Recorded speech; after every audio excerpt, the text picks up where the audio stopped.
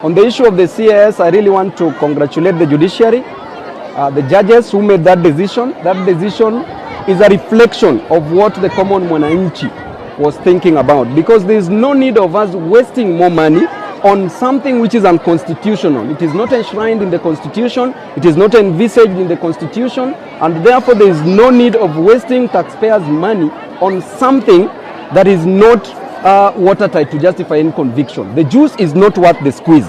Therefore, I'm in support of the judiciary and the judges, and you can see how wananchi are so happy.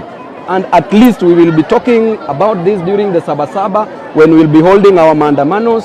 As usual, I will advise the government to buy more tear gas. I know they want to waste money on the tear gas section. Buy more tear gas. We've bought rubber shoes. We've bought helmets. We are ready and prepared for you. Tibim, the president is not above the law.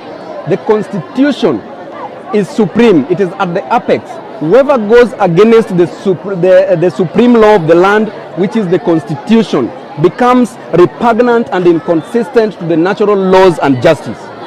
So it's not above the law.